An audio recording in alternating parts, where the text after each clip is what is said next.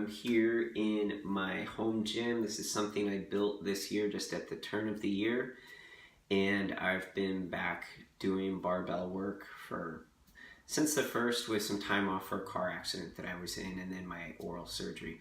So I've been back to the barbell for about 8 weeks now. I'm 13 weeks out from my first powerlifting competition. I collected some of the equipment that's in here along the way. I was doing kettlebells before, and just completed out with barbell weights in a rack. And I can't tell you what a great decision that was for me. I love having a dedicated home gym space. I don't have to sit in traffic to go to the gym. I don't have to plan out when it's open and when it's closed. I don't have to wait for people to get out of the squat rack. I don't have to deal with rude people in the gym who are sweaty and greasy and not cleaning up after themselves, who are not re-racking their weights, who are talking on their cell phones, and who are generally just completely oblivious to anyone but themselves. And I can tell you, having a space that is yours to focus and be 100% in what you're doing in your lifts is a really beautiful thing. And I'm noticing a huge difference just in my attitude and in my performance. And that's probably very multifaceted, but I've come up very quickly in my barbell work since my return. And I want to talk about that, recovering your physiology from a recovering vegan perspective today. So a lot of us who were not good vegans, who failed on veganism, and I have to say, like, I so badly wanted to be that example of vegan strength. I wanted to be that guy that was just eating plants and super jacked and happy about it. That was not my experience. And just for the record, when I was vegan and lifting, which was for around 3 years, I was eating very clean whole foods, good macros, plenty of protein, plenty of plants, fresh plants, really nice whole foods diet. I was not supplementing, I was not taking creatine, and I say I was not supplementing outside of B12, and but I wasn't taking powders, I wasn't doing protein shakes, I wasn't doing a lot of creatine, which a lot of the vegan bodybuilders out there are, and I think that can make a big difference in performance if you have preformed nutrition coming into your body and you have creatine. However, I don't want to take a lot of pills and potions.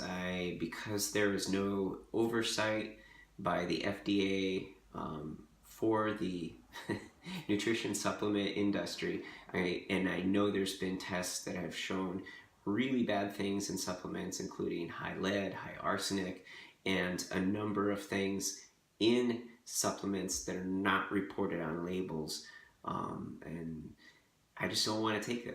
I'm not interested. So coming from that, I really had a lot of problems after about 2 years on a vegan diet, having the kind of physiological responses that I anticipated having. In short, I really had a hard time making gains. No matter how hard I trained, no matter how well I ate, what happened to me was that I didn't put on lean mass, I put on flabby mass. And my muscle growth was slow, and my personal bests and gains were also really slow. I'd just been back on the barbell for, as I said, about 2 months, 8 weeks, and I have already bested all of my previous bests on veganism, which I had been doing for 2.5 to 3 years. So that says a lot to me about diet and performance. The thing that I want to talk about, and I will be doing more vlogs from the gym. I can't do it all in one video. Nobody would ever watch it. But I really want to talk about your bone density. So especially if you're a person who had real bad dental problems, on veganism and low vitamin D, which mine, after 18 months of raw veganism, tested below 20, and then with crazy VitaShine supplementation still tested somewhere around 22. So below where it should be, way below where it should be. And I think that that was probably a good chunk of the problems I was having with my teeth. And it got me thinking that if I was having problems with my teeth, and for those of you who are just new, I recently just had to have oral surgery. I had to have 3 teeth removed, and I had to have 9 fillings, and that was kind of the fallout of around 5 years of veganism. 5 straight years. I had experimented off and on when I was younger. If you're not having good dental health, the same mechanisms that put in bone in your mouth put in bone in your body. Not the exact same, but they are analogous. And it got me thinking that I should be pretty worried about my bone density. And I recently had a scan. I'm about 2 years post-vegan, and I've been doing kettlebells and heavy lifting in the gardening. So I've been doing the kind of exercises that stimulate bone growth, and my scan showed that I am still below normal. So I was also running for a bit when I was in my vegan phase, so that could be part of it. Runners tend to have lighter bone mass. I was shocked that my bone mass is below where it should be. I'm actually very concerned. So who knows what it was when I was at the worst in my veganism and really having dental issues. I feel like I'm in restoration now and my levels are just below normal. And that's one of the reasons why I'm really interested in continuing on with strength sports right now, because you need to get your bone density up really strong before you get too old, and then you really rely when you're old on a good bank, kind of like a retirement savings that you take out a little bit at a time as you age. And people who enter into their elder years with poor bone density have a lot of problems, and I don't want that. So I'm really focused in on not only do I want to compete in strength sports because I enjoy it, but also doing bone stimulation exercises to try to replete my bone stores and get my bones really healthy again.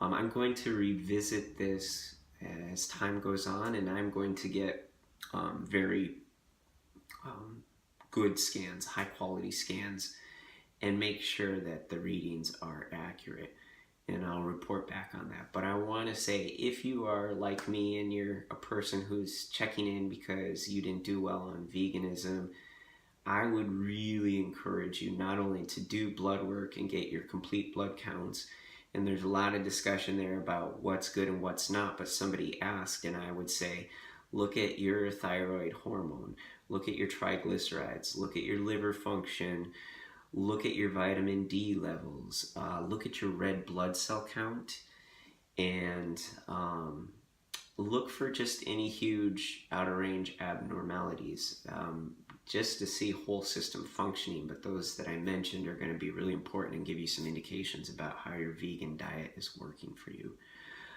I would say on top of that, really go get a bone scan.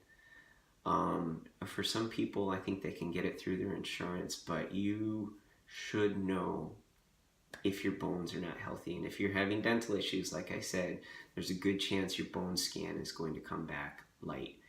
And I would highly recommend getting into, even if you've never done strength before, getting into some bone stimulation exercises. And I'll do a video in the future about stimulating bone deposition without being a mega lifter. So that's my first installment about recovering workout physiology and things that you might want to do to help your vegan recovery. In my next video, which I'll be posting about the same time as I'm going to shoot it right now, I'm going to talk about, for those who are interested, powerlifting, my first meets, and the workout regimen that I'm doing to get there.